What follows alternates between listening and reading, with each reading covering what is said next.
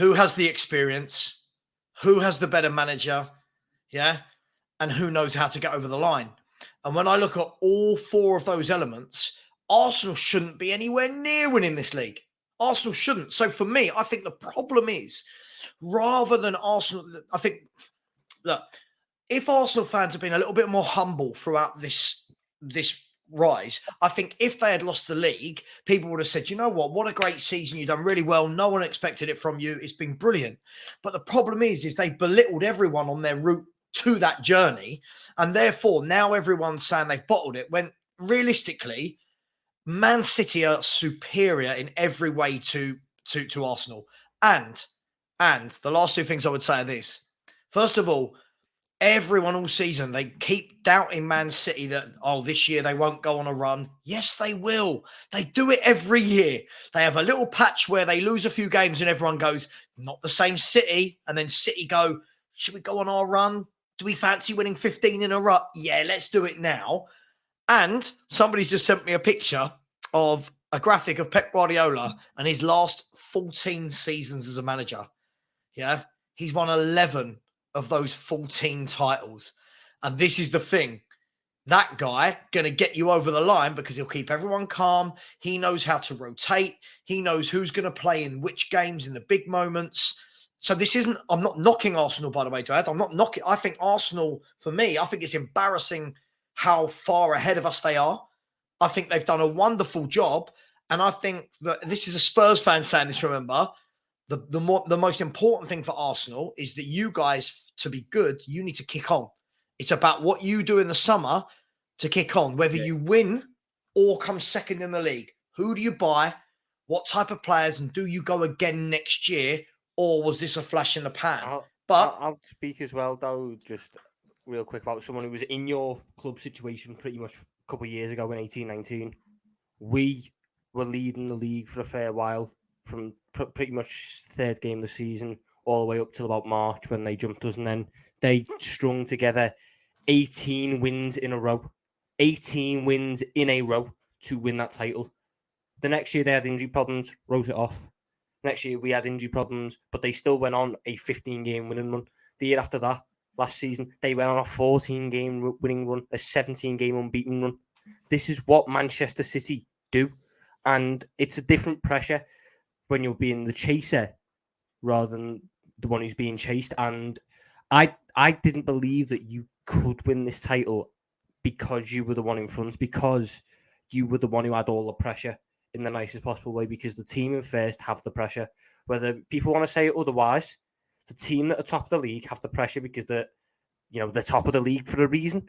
And Manchester City, all they had to do was keep winning. It didn't really matter because if they lost, they were out of it anyway. Whereas you were going into games going, if we don't win, we're in trouble. If we don't win, they close the gap. If we don't win, they close the gap.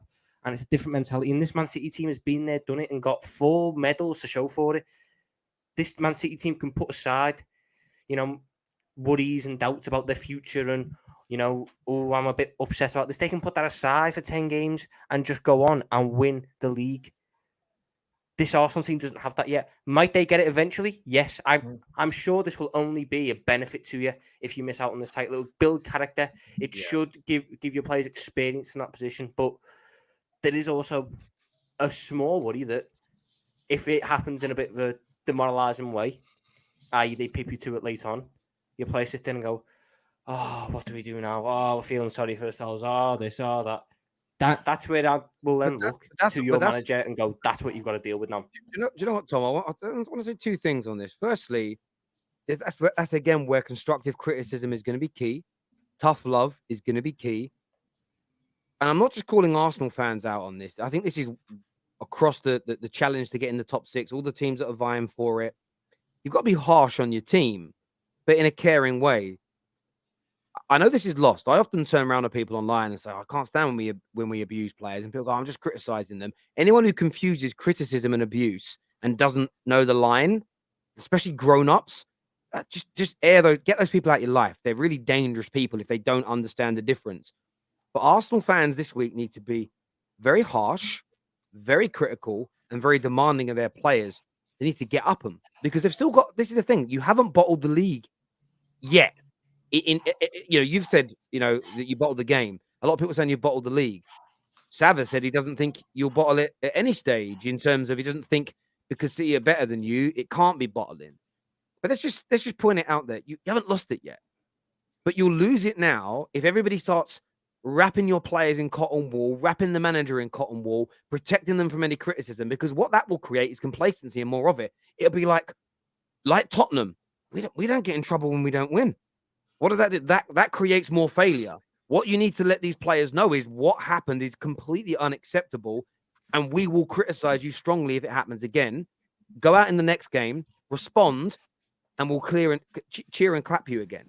Because if you win your next game, you still go to the game at the Etihad 7 points clear, not 9 like it should have been, and it should have been 11 really, because you should have beaten Liverpool as well. But it's still 7 points, and that still puts pressure upon City to have to win that game.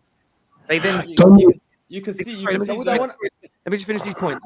They have to then win those games. So you haven't bottled anything yet. You bottled games, you haven't bottled the league. But your fan base has to become more hardened on criticizing your players. Criticism is part of your job as a fan, but it isn't abuse. It shouldn't be seen. An Arsenal fan that criticizes in the right way shouldn't be berated or abused by his own fan base for wanting your team to be better. Deep that. Imagine having to go at an Arsenal fan who wants you to do better and just saying it will be okay, Saka. It will be okay, Arteta. That isn't what creates the diamonds, because your manager doesn't go back into that dressing room and go, Saka, it's okay. He would have been right up Saka's ass. It would have been for a moment. And for me, that's the bit here that's key. And if you do that, you criticize, you'll also bounce back next year. If you start wrapping your team in cotton wool, it's okay. It's okay. Well, I always remember listening to a Spurs fan. We did a preview outside their ground. And he said, I really want to win the Champions League just before they play Liverpool. But he went, but even if we lose, I'm so proud of these boys. And I turned around and looked at Neeks. And I went, Spurs are losing the final, no matter what. So why? I said, because that's the 5th or 6th fan outside the ground that's like, I don't care if we win or lose. And that mentality seeps into a dressing room. It always has, and it always will. Man City were up on stage after winning a league title. And I want to say it was Bernardo Silva. It might have been Gundogan, who said, we want the fans to put pressure on us to win the Champions League, because when we don't, they just let us off the hook. We want that pressure. Footballers say this.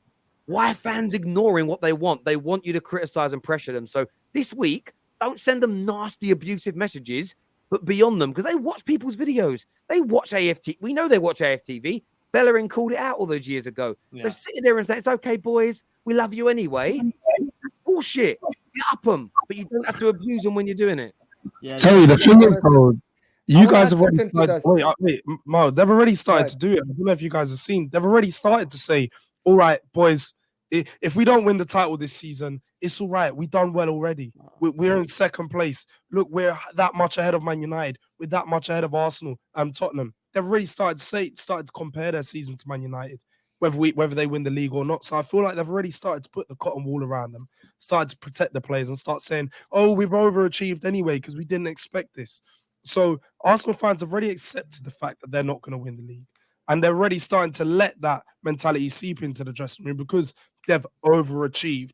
But at the end of the day, as you said, they was already in this position where they shouldn't have been, but they got there, and they needed to stay there and continue to be that good, and they didn't. So for me, they're already doing it. Arsenal fans have literally, I'm seeing all over Twitter, let's go to the Etihad and play for a draw.